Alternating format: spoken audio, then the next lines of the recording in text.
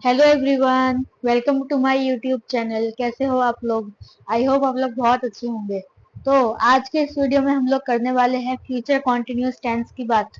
पिछले वीडियो में हमने बात की थी फ्यूचर इंडेफिनिट की, और आज के इस वीडियो में हम लोग बात करने वाले हैं फ्यूचर कॉन्टिन्यूअस टेंस की। तो हम इसका स्ट्रक्चर देखेंगे, इसकी पहचान देखेंगे, इसके सेंटेंसेस देखेंगे और भी बहुत सारी चीजें हम लोग इसमें देखने वाले हैं। तो वीडियो में एंड तक जरूर बने रहिएगा। तो सबसे पहली बात आती है कि फ्यूचर कॉन्टिन्यूअस टेंस। फ्यूचर यानी कि जब आने वाला होगा वो, जो आने वाला समय है वो, और कंटिन्यूअस यानी जो फ्यूचर में कंटिन्यू होगा वो, यानी कि ऐसा काम जो फ्यूचर में शुरू होगा या फिर चल रहा होगा। तो इसकी जो पहचान होगी, इसकी जो पहचान होगी वो कुछ ऐसे होगी कि रहा होगा,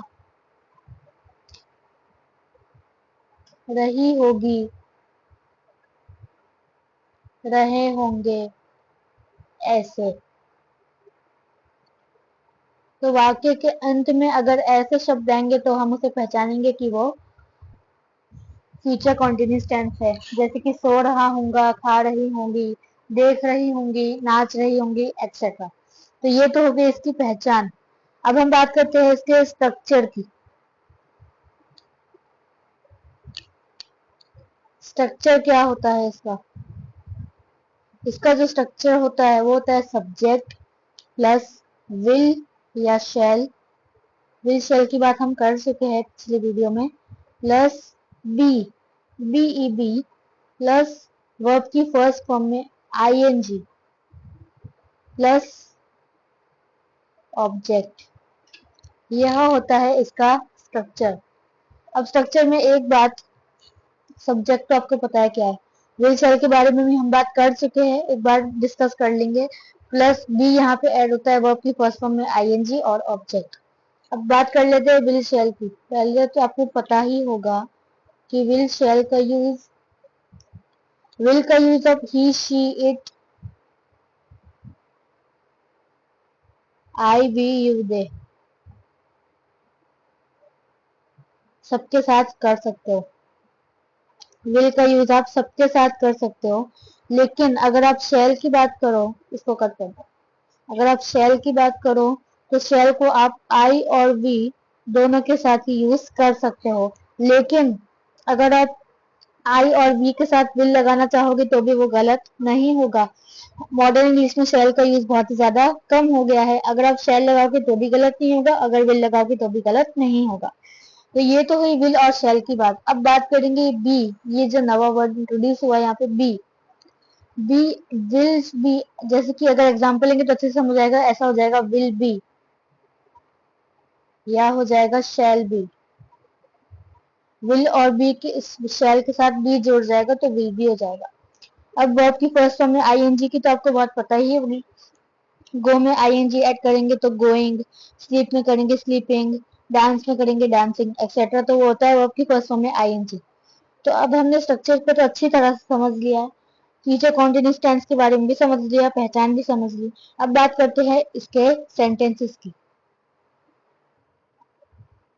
तो अब हम देखेंगे कुछ सेंटेंसेस। रमेश गा रहा होगा। तो रमेश के लिए सबसे पहले रमेश,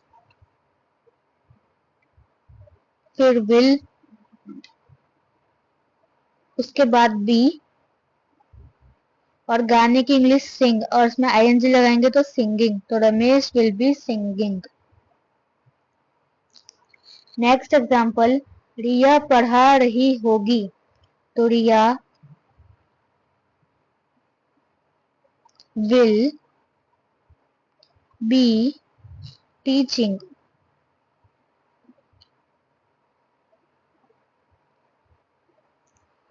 मैं खाना बना रही होंगी।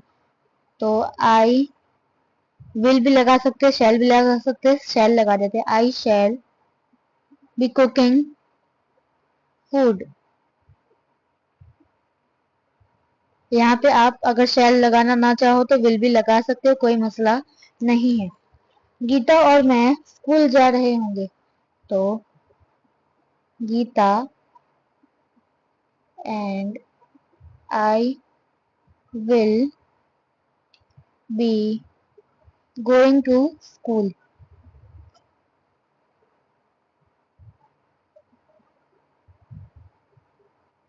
लास्ट वाला राम खेल रहा होगा, इसको यहाँ लिख देते। Ram will be playing.